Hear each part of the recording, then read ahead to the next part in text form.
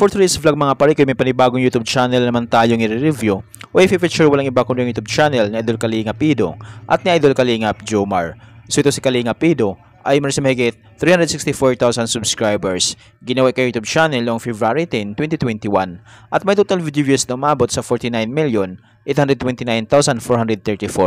At ito si Kalingap Jomar naman, ginawa kay YouTube channel noong June 2, 2023 at may total video views na umabot sa 28,355,428.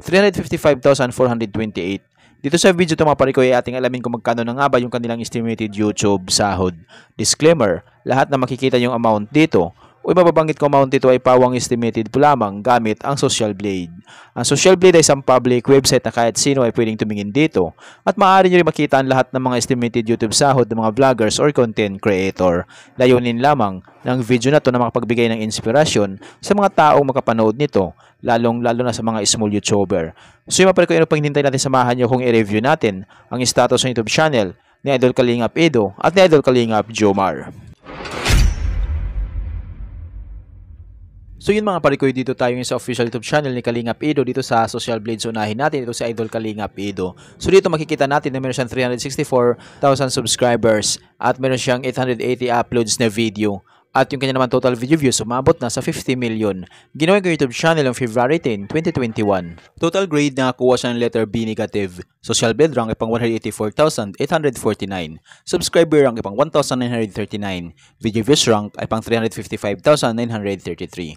Country rank ay pang 705 na siya sa Pilipinas bilang isang vlogger. Nakakuha ng 6,000 subscribers ito si Kalingap Ido in the last 30 days. At may total video views umabot sa 2.5 million in the last 30 days. So yun mga pare ko, dito naman tayo ngayon sa YouTube stats summary ni Kalingap Ido. Dito natin makikita yung mga nadagdagang subscribers, video views, at yung kanya naman estimated earnings. Pero titingnan natin dito mga pare ko ay yung kanya pinaka-daily average at weekly average. So dito sa kanya daily average, nakakuha siya ng 200 subscribers at may total video views na umabot sa 82,297. Kumita ito ng $21 up to $329 i-convert sa piso. Simula di pa-convert sa lowest na mayroon siyang $21 times natin sa 57 ay mayroon siyang 1,197 pesos na posibleng kitain sa loob ng isang araw. At kumabot naman yung highest, umabot sa $329 times natin sa 57 ay mayroon siyang 18,753 pesos na posibleng kitain sa loob ng isang araw. So yung mapare ko, dito naman tayo ngayon sa kanyang weekly average. So sa kanyang weekly average, nakakuha siya ng 2,000 subscribers at may total video views na umabot sa 539,573. Kumita ito ng $135 up to $2,200 i-convert natin sa piso. Simula di pa-convert sa lowest na meron siyang $135 i-times natin sa 57 ay meron siyang 7,695 pesos na posibleng kitain sa loob ng isang linggo. At kumabot naman yung highest, umabot sa $2,200 i-times natin sa 57 ay meron siyang 125,400 pesos na posibleng kitain sa loob ng isang linggo. So yung mga pare ko, proceed naman tayo ngayon sa kanyang estimated monthly earnings. So yun mga pare ko, dito naman tayo ngayon sa kanyang estimated monthly earnings ni Kalingap Ido. Disclaimer po lamang, ang video na ito ay layunin lamang na makapagbigay ng inspirasyon sa mga tao makapanood nito, lalo na sa mga small YouTuber. Lahat na makikita yung amount dito o yung mababanggit kong amount ito ay pawang estimated po lamang gamit ang Social Blade. Ang Social Blade ay isang public website na kahit sino ay pwedeng tumingin dito at maaari nyo rin makita ang lahat ng mga estimated YouTube sahod ng mga vloggers or content creator. Layunin lamang ng video na ito na makapagbigay ng inspirasyon sa mga tao makapanood nito, lalo sa mga small YouTuber. So yung mapare ko dito sa kanyang estimated monthly earnings ni Kalingap Ido ay meron siya $617 at yung highest na may mabot sa $9,900 i-convert sa piso. Simula di pa-convert sa lowest na mayroon siyang $617 i-times din sa 57 ay mayroon siyang 35,169 pesos na posibleng kitain sa loob ng isang buwan.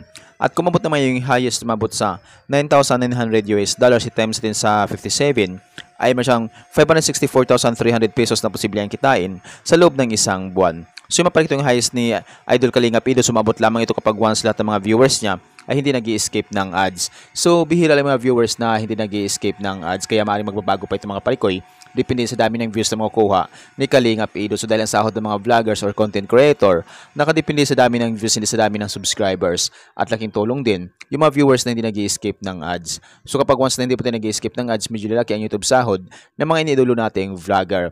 So mapare ko deserve ni Kalingap Ido na magkaroon siya ng malaking sahod sa kanyang YouTube channel. Kaya tuloy-tuloy natin suportahan ito si Kalingap Ido.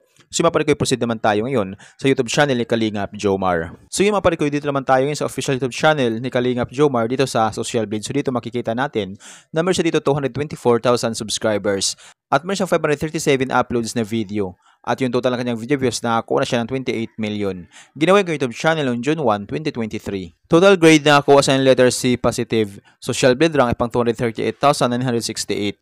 Video views rank ay pang 554,922. Subscriber rank ay pang 2,077. Country rank ay TBD. In the last 30 days, nakakuha ng 6,000 subscribers ito si Kalingap Jomar at may total video views dumabot sa 1.9 million in the last 30 days. So yung mga parikoy dito naman tayo ngayon sa YouTube stats summary ni Kalingap Jomar. Dito natin makikita yung mga nadagdag niyang subscribers, video views, at yung kanya naman estimated earnings. Pero titingnan natin dito mga parikoy ay yung kanya pinaka-daily average at weekly average. So dito sa kanya daily average nakakuha siya ng 200 subscribers at may total video views dumabot sa 62,378.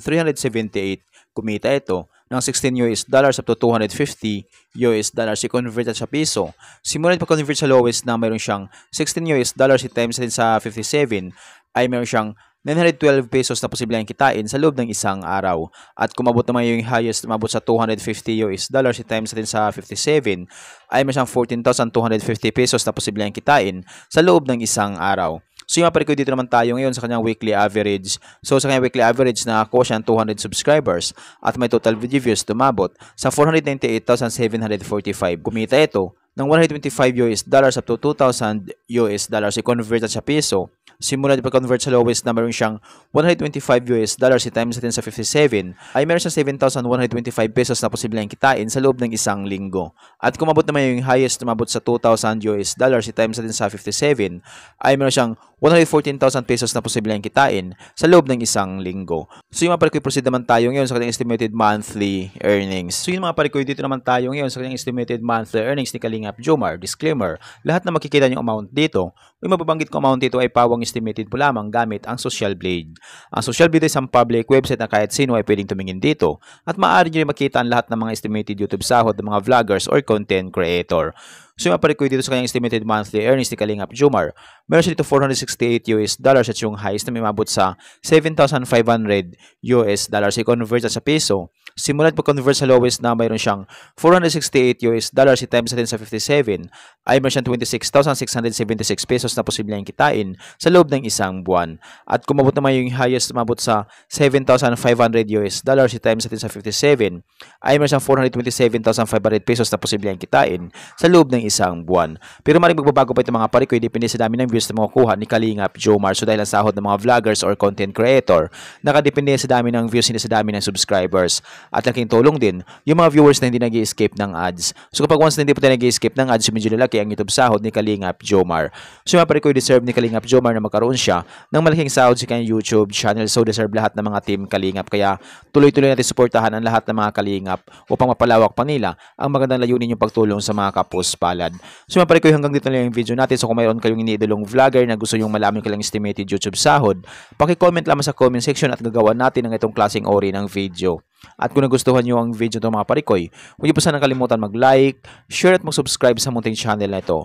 Once again, this is Kabady Vlog. Peace out.